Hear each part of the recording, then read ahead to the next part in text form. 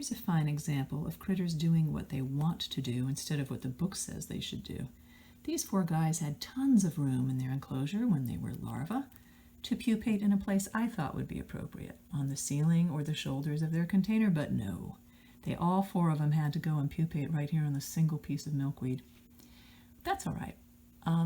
You know, kids have to learn and live their own lives, don't they? So now that they're all hardened up and everything else, one thing that we can do is we can take them and not peel off.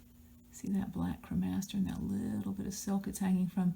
We're not going to remove them from the plant material, but we can snip the plant so that that dried up midrib of leaf that this guy is hanging from it, for example, you can take that and a little bit of masking tape. And you can use the masking tape without even having the tape touch the chrysalis. You can use it on the plant material and hang it from the inside of your emergence container. Put it where you want it to be. Anyway, they all look fine, except this guy, you see his little black spots? That could be a sign of OE. So I am going to be testing this one, but the others look just gorgeous, even though, according to the book,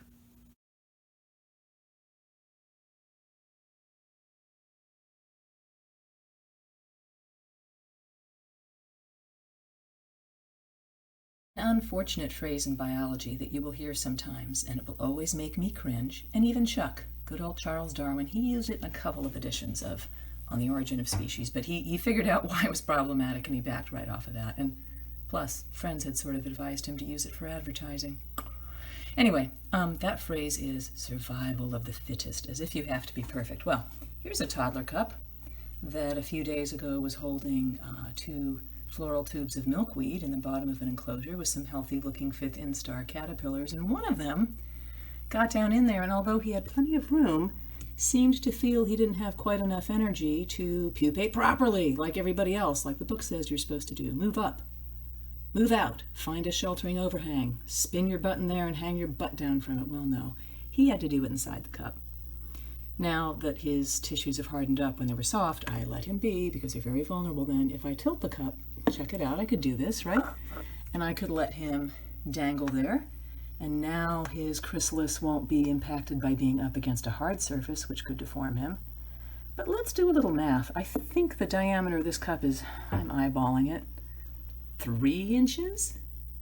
How much room do you think he's going to need when he closes as an adult? And what would happen if he were just hanging in this little hard, rigid enclosure while he hatched out of his chrysalis? It would not be good news for that young adult. So he would have to crawl out of there and find a better place to hang from when he's at his most vulnerable. This is not a survival promoting place to chrysalize, is it? But he could get lucky. Now we have to ask ourselves, why was he too low energy or lazy to climb out and do the behavior most of them do? Maybe it's just a little bit of genetic variation, maybe it's something else, or maybe he's sick or parasitized or whatever, or maybe the cascade of hormones that loosened up his outer skin went so fast he didn't have time to crawl.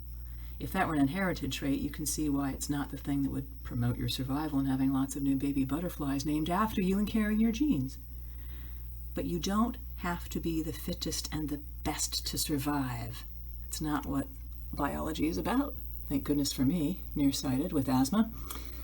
So, he gets another chance. I will find a good and safe place for him to pupate, and we'll see what happens. Can you spot the very worst place in this whole jar to pupate? It's not the guy who's hanging on the midrib. Here, I'll point with my scissors. It's not this guy who's on that midrib of the leaf. Look down in the cup, right there. Seriously, attached to the floral tube? Between the floral tube and the cup? What were you thinking? I guess you've never done it before. What have you got to say for yourself? Look, your brother or sister did it right up there. But you, what are we going to do? Well, I guess I'm going to have to put a little padding in there, let you harden up on your own, and then peel you off and put you in a better spot. Okay, that's a little bit safer. I'll come back to you later.